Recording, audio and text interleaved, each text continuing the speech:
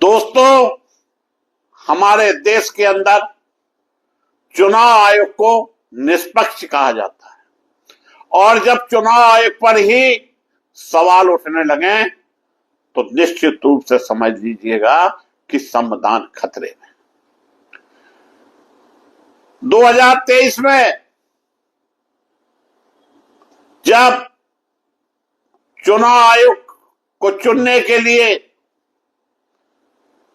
Chief justice of supreme court की अध्यक्षता में एक कमेटी बनी जिसमें सत्ता और विपक्ष के एक एक प्रतिनिधि और सीजीआई खुद कमेटी के सदस्य बने। लेकिन यह फैसला हमारे देश के प्रधानमंत्री, हमारे देश के गृह मंत्री, हमारे सत्ता में बैठे लोगों को रास नहीं आया और उन्होंने लोकसभा में बहुमत होने के कारण एक कानून बनाया और कानून में दो सत्ता के एक विपक्ष का सदस्य शामिल करते हुए कमेटी गठित की और सीजीआई को बाहर का रास्ता दिखा दिया। यहीं से सत्ता की मंशा साफ हो गई कि देश के अंदर निष्पक्ष चुनाव होना संभव नहीं है। नमस्कार, मैं मुकेश सुदैनिया, आप देख रहे हैं सीधे बोल यूपी। क्या भारत का चुनाव आयोग पर अब सवाल उठ रहे हैं या सवालों के घेरे में है? क्या लोकतंत्र का सबसे बड़ा पैरी अब सत्ता के प्रभाव में आ गया? हरियाणा, महाराष्ट्र, बिहार, हर चुनाव के बाद एक ही आरोप, और आरोप लगाने वाला कोई आम नेता नहीं बल्कि खुद विपक्ष के सबसे बड़े चेहरे राहुल गांधी लगातार खुलकर कह रहे हैं चुनाव आयोग निष्पक्ष नहीं। उसका सीधा आरोप चुनाव आयोग सरकार के दबाव में काम कर रहा है, सत्ता पक्ष को फायदा पहुंचाने के लिए फैसले लिए जा रहे हैं।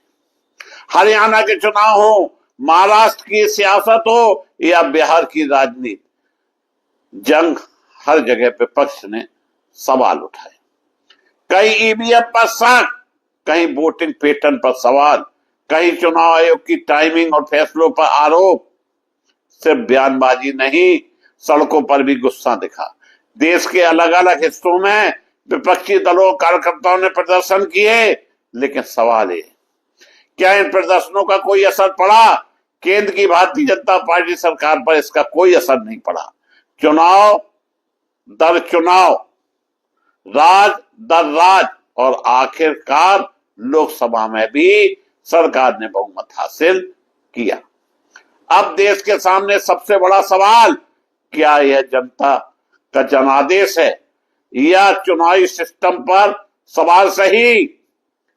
यही तो बहस है जिसने पूरे देश को दो हिस्से में बांट दिया।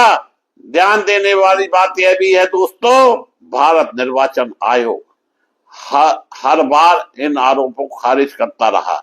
आयोग का कहना है चुनाव पूरी तरह निष्पक्ष और पारदर्शी होते हैं, ईवीएम सुरक्षित है और हर प्रक्रिया कानून के मुताबिक होती है। लेकिन विवाद यही नहीं रुकता, अब मामला और गंभीर हो गया, क्योंकि सवाल सिर्फ चुनाव तक नहीं बल्कि चुनाव आयुक्त की नियुक्ति तक पहुंच गया। विपक्ष का कहना है अगर चुनाव आयुक्त की नियुक्ति ही निष्पक्ष नहीं होगी तो चुनाव कैसे निष्पक्ष होंगे? याद कीजिए जब सुप्रीम कोर्ट ने कहा था कि चयन कमेटी में सीजीआई भी होंगे, लेकिन बाद में सरकार ने कानून बदल दिया और सीजीआई को बाहर कर दिया। विपक्ष ने ऐसे सिस्टम कंट्रोल बता रहा है, पहले नियुक्ति पर नियंत्रण, फिर चुनाव प्रक्रिया पर सवाल और अंत में चुनाव परिणाम सत्ता पक्ष में जवाब। वही सत्ता पक्ष का साफ कहना है विपक्ष हार नहीं पचा पा रहा, इसलिए चुनाव आयोग पर बेबुनियादी आरोप लगा रहा है। सरकार का दावा जनता ने वोट दिया और वही अंतिम सच्चाई है, लेकिन असली सवाल यही, क्या लोकतंत्र सिर्फ जीत हार का खेल है? संस्थाओं पर भरोसा सबसे जरूरी। अगर चुनाव आयोग पर ही भरोसा डगमगाया तो लोकतंत्र की नींव हिल सकती है। हरियाणा से लेकर बिहार तक, सड़क से लेकर संसद तक और अब अदालत तक चुनाव आयोग पर उठते सवाल अब एक राष्ट्रीय बहस बन चुका है। यह सिर्फ एक राजनीतिक आरोप नहीं, यह भारत के लोकतंत्र की साख का सवाल है। क्या चुनाव आयोग पूरी तरह निष्पक्ष है या फिर सिस्टम पर सच में कोई दबाव है? फैसला आपको करना है, क्योंकि लोकतंत्र में आखिरी ताकत जनता की होती है। अगर आप नहीं जागोगे तो देश का लोकतंत्र खत्म हो जाएगा।